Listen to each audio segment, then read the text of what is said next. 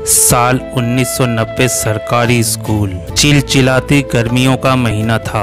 School में लगे जामुन के पेड़ और उन पेड़ों पर लगे काले काले जामुन, उन पेड़ों पर लगे काले जामुन मानो कह रहे हो आओ बच्चों चक्कर तो देखो। और क्लासरूम में भी हुड़दंगबाजी अपने चरम पर थी। स्कूल के कुछ नटखट विद्यार्थी जामुन के खट्टे मीठे स्वाद को भुनाने में लगे हुए थे। कई शैतान बच्चे क्लास में रखी अलमारी को ढोल समझकर बजाने में व्यस्त थे। क्लासरूम तो मानो म्यूजिक स्टेशन बना हुआ था और मैं क्लास में बैठा एक कोने में यह सब देख रहा था।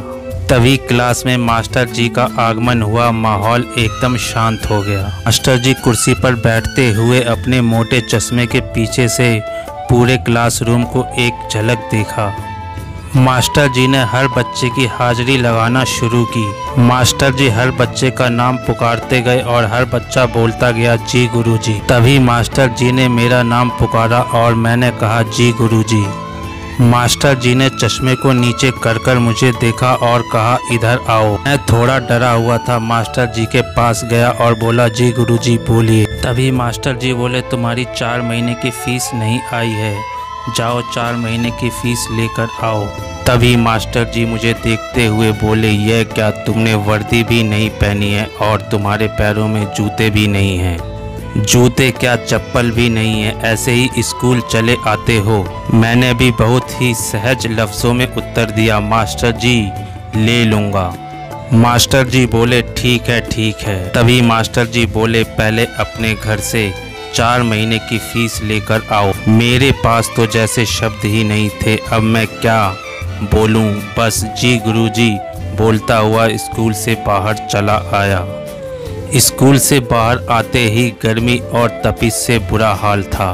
खैर मैं घर की तरफ बढ़े चले जा रहा था। तपती दोपहरी में नंगे पैर मैं डरता हुआ और सकुचाया हुआ घर के दरवाजे तक पहुंचा। जैसे ही दरवाजे पर पहुंचा तो देखा माँ सिलबट्टे पर चटनी पीस रही है। इससे पहले कि मैं कुछ बोलता मैं बिना बोले ही सब कुछ समझ गया कि बोलना बेकार है। तभी माँ ने आखिर खुद ही पूछ लिया कि तू स्कूल से घर कैसे आ गया, फीस लेने आया है क्या। मैंने भी सोचा चलो अच्छा हुआ कि माँ ने खुद ही पूछ लिया। फिर मैं बोला अरे नहीं माँ मैं तो ऐसे ही घर आ गया, सोचा घर जाकर फीस के पैसे भी ले लूँगा और एक रोटी भी खा लूँगा, बहुत तेज़ भूख लगी है। तभी माँ ने कहा अभी कहाँ पैसे हैं, गुरुजी से अगले महीने के लिए बोल दियो। मैंने भी कहा ठीक है माँ।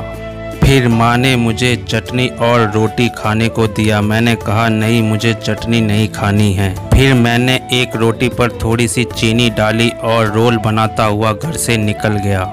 जैसे ही मैं घर से निकला तो मैंने देखा मेरे स्कूल का एक दोस्त भी फीस लेने घर आया है। तभी मेरे दोस्त ने मुझसे पूछा क्यों भाई तू भी फीस लेने आया है क्या। मैं भी उदास स्वर में बोला हाँ यार।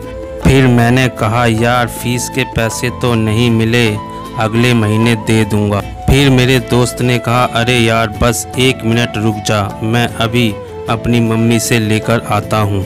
और वो बातों ही बातों में फीस के पैसे लेकर आ गया और बोला अब चलो स्कूल, अब हम दोनों अपनी अपनी फीस दे देंगे। उसकी ये हरकत देखकर मैं बहुत ही भावुक हो गया।